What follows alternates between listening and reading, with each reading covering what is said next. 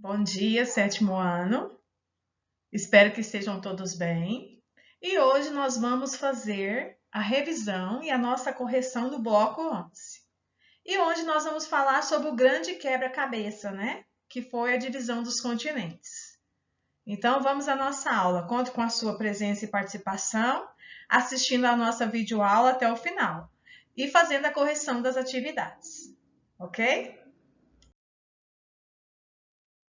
Então, na nossa aula hoje de ciências, nós vamos descobrir o porquê, né, de ser chamado o grande quebra-cabeça, as divisões dos nossos continentes americanos, né? Quando olhamos no mapa mundial, nós podemos observar uma característica que é a América do Sul, especialmente o Brasil. Parece se encaixar quase perfeitamente na costa oeste do continente africano, como se um dia já estivessem unidas de alguma forma. E segundo a história, já esteve. Então, esse mapa aqui, ele está representado sem as divisões das Américas ainda, né? Sem o afastamento que houve. Então, nós podemos observar aí que a característica da América do Sul, principalmente do Brasil, que ela se encaixa na costa oeste do continente africano. Na verdade, essa é a história do nosso planeta. Entre 600 e 200 milhões de anos atrás, existiu um supercontinente chamado Pangeia, que nada mais era do que todos os continentes que conhecemos hoje unidos. Ao longo do tempo, as placas tectônicas que estavam unidas iniciaram um processo de divergência, separando primeiro em dois grandes continentes, no Gondwana e no Laurásia. Gondwana ao sul e Laurásia ao norte, surgindo um oceano no meio chamado de Tétis, que hoje é o mar Mediterrâneo. As separações não pararam por aí. Tanto Gondwana quanto a Laurásia se separaram em continentes menores, os continentes que conhecemos atualmente. Essa figura ou essa imagem que está representando quando começou a Pangeia, né, que foi a sua fragmentação, dando origem aos continentes e oceanos que hoje existem. Então aqui começou a grande separação e divisão dos continentes. Mas não se engane, essa separação não foi suave. O movimento das placas tectônicas é conturbado, principalmente nas zonas de convergência. Mas as zonas de divergência continuam praticamente as mesmas, exceto por mudanças como alterações no nível do mar.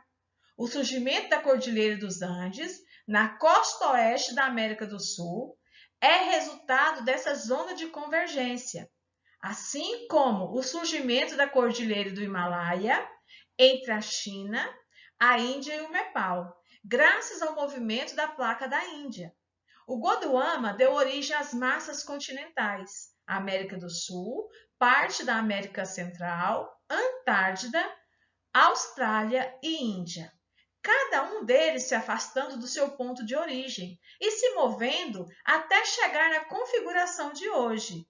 A Laurásia deu origem às massas continentais da América do Norte e parte da América Central, Europa e a Ásia, que assim como ocorreu com Gondwana, essas massas se afastaram e se moveram até atingir o estado atual.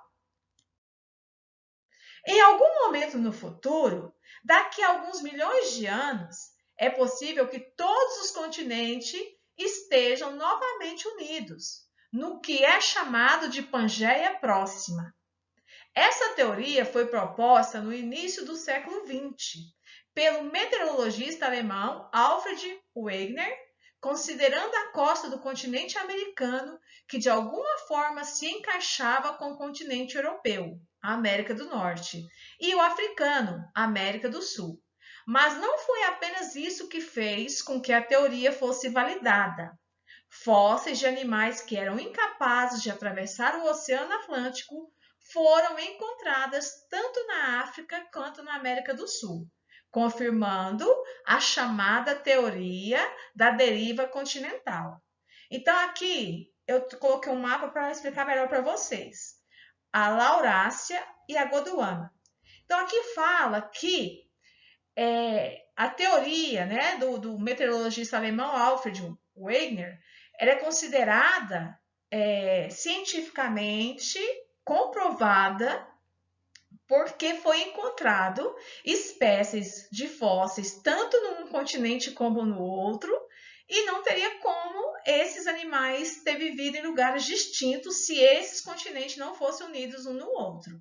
Então, essa teoria ela é chamada de teoria da deriva continental, quer dizer que há uns anos atrás, muitos anos atrás, milhões de anos atrás, os continentes eles eram unidos e foram separados devido, né, erupções, vulcanismo, terremotos. Então houve essa divisão do continente. Aqui começa a divisão nessa figura, nessa imagem que eu coloquei para vocês. Então, agora que conhecemos um pouco desse quebra-cabeça, que foi a divisão desses continentes, né, principalmente dos continentes americanos, nós vamos responder as nossas atividades. Então, responda as atividades em seu caderno. A teoria de Alfred Wegener, proposta em 1912, conhecida como teoria da derivação continental, foi confirmada no início da segunda metade do século XX, após sua morte. Os fatores que comprovaram foram a forma da costa da Austrália e da Antártida em espécies de animais vivos? Falso, né? A forma da costa da América do Norte e da África e fósseis da mesma espécie? Falso também. A forma da costa da Ásia e da Índia e espécies de animais vivos iguais? Falso também. Então, foi a forma da costa da África e da América do Sul e fósseis da mesma espécie encontrados nesses locais. Então, aí confirma os fatores que comprovam a teoria de Alfred Wegener, né, que é a teoria da derivação continental. 2. Analise a imagem a seguir e relacione a ordem correta da expansão dos continentes. Então, nós temos a imagem 1, a 2 e a 3, representada por figuras dos mapas e as suas divisões. Então, a Pangeia representa essa figura 2, que foi a divisão dos continentes americanos com a América do Sul, a América do Norte e a Austrália. Então, a Pangeia representa a figura 2. A figura 1 é a divisão da Laurásia e da Gondwana, né? A figura 1 está representando essa divisão. A primeira divisão que ocorreu foi a da Laurásia e do Gondwana, né? E a número 3 é o mundo atual, são as Américas e os continentes divididos. Correto? Atividade 3. Indique a alternativa que melhor define a deriva continental. Então, a deriva continental é um sistema de classificação dos continentes conforme as suas respectivas origens? Não é.